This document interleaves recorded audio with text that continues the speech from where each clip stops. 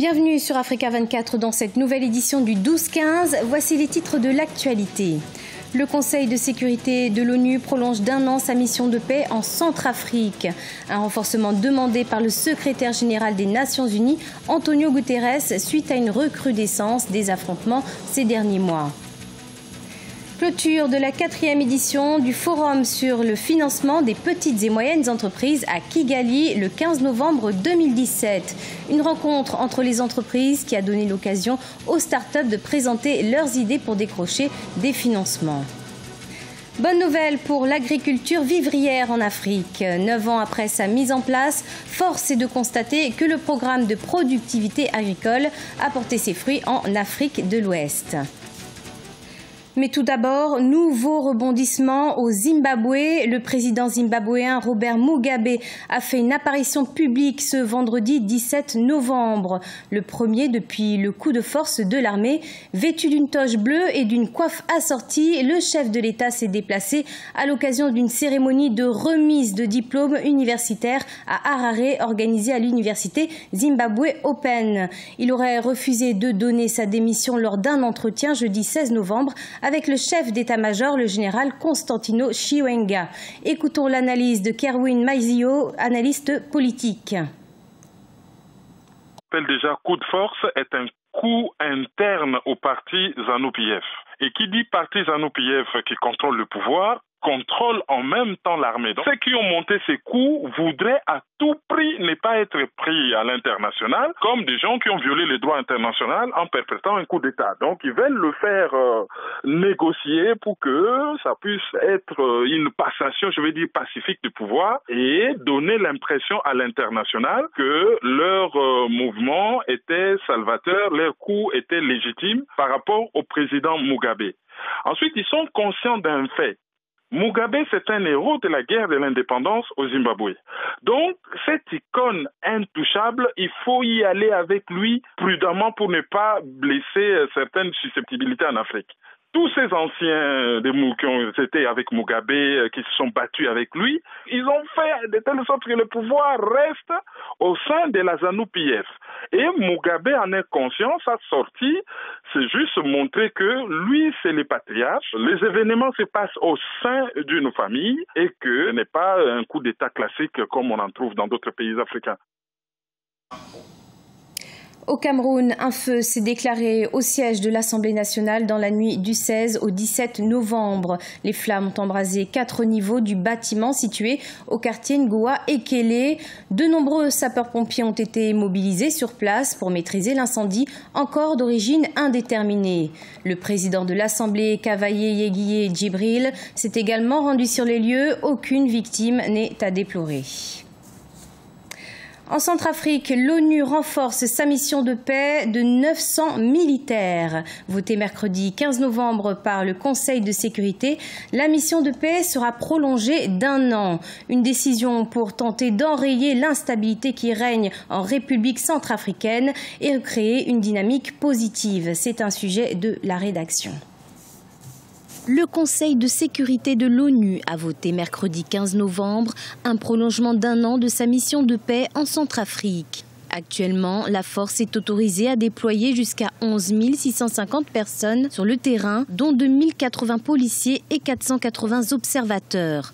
Ainsi, 900 militaires viendront renforcer les capacités militaires. Il faut tout faire pour augmenter son efficacité et sa capacité sur le terrain. Ce renforcement de la MINUSCA avait été demandé le 24 octobre par le secrétaire général des Nations Unies, Antonio Guterres, suite à une recrudescence des affrontements ces derniers mois. Plus de 500 000 Centrafricains ont fui vers les pays voisins, notamment au Cameroun, au Tchad et en République démocratique du Congo, où ils sont plus de 85 000 à avoir franchi la frontière entre la mi-mai et la fin août 2017. Dans un pays comme la RCA, il faut absolument un pouvoir fort qui pourra déterminer ce dont on a réellement besoin pour ramener l'ordre et demander aux partenaires de nous aider dans ce sens-là. On ne peut pas simplement laisser les partenaires venir et décider de ce qu'il faut faire, parce que c'est nous, Centrafricains, qui connaissons notre pays,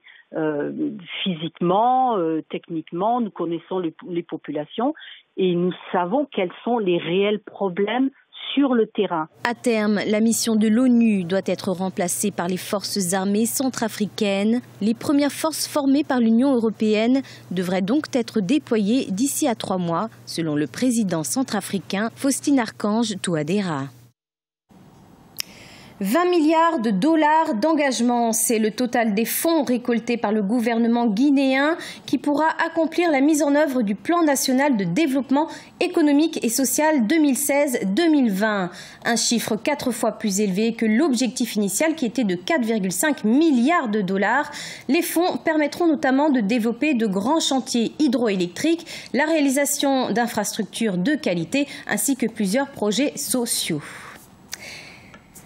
La 4e édition du Forum sur le financement des petites et moyennes entreprises s'est clôturée mercredi 15 novembre à Kigali. Une rencontre qui a réuni des institutions financières, des acteurs du secteur privé, des décideurs et des investisseurs durant 4 jours. L'occasion de discuter des moyens de financement des PME qui sont les plus grands contributeurs aux économies des pays en voie de développement selon un rapport de la Banque mondiale. Un reportage de Fraterne Diakaï Senga. Plus de 200 sociétés de la catégorie PME ont participé au Forum africain sur le financement des petites et moyennes entreprises qui s'est tenu à Kigali depuis le 12 jusqu'au 15 novembre 2017. Il s'agit d'une rencontre entre les institutions financières, les experts et décideurs politiques, mais également des investisseurs de tous les horizons pour voir ensemble comment relever les défis des PME africaines, notamment ceux liés au financement. À la fin, c'était vraiment positif parce qu'il y a des gens dans l'audience qui ont pris beaucoup d'intérêt dans ce qu'on faisait. Et on a des réunions maintenant. Demain, on a une réunion avec un investisseur potentiel qui nous a proposé des fonds. Notre projet, au fait, s'appelle Rebranding Africa. Donc, ce qu'on est en train d'essayer de faire, c'est de changer l'image de l'Afrique en une image un peu plus positive. Selon le ministère rwandais du Commerce et de l'Industrie, 98% des entreprises sont considérées comme des PME et représentent 41% de tous les emplois du secteur privé dans le pays.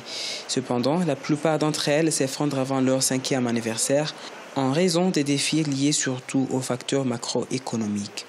La PME doit faire un effort d'organisation, d'information pour en tout cas rassurer le banquier.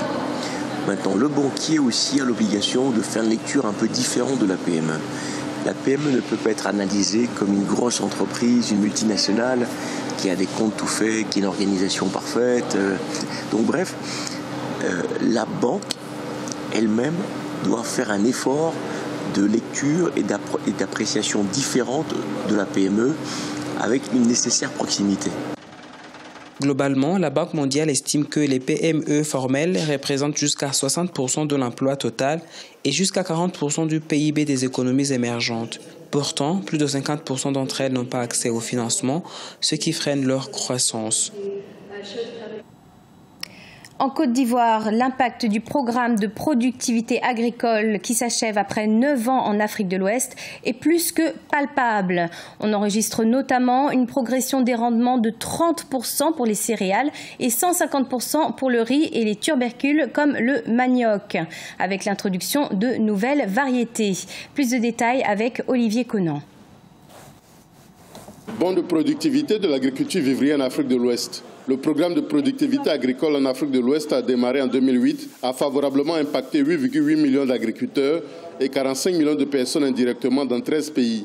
Les producteurs de cultures vivrières ont bénéficié des techniques de réduction des pertes après récolte et d'adaptation aux effets du changement climatique. Le résultat le plus important, c'est l'augmentation des rendements de 30% pour les céréales et 150% pour le riz et les tubercules comme le manioc avec l'introduction de nouvelles variétés.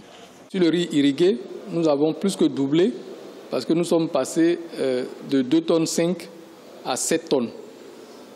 Sur la banane plantain également, nous avons introduit de nouvelles variétés qui nous ont permis de quasiment doubler donc les productions. Donc de 7 tonnes, nous sommes aujourd'hui à 15 tonnes au niveau de la banane plantain.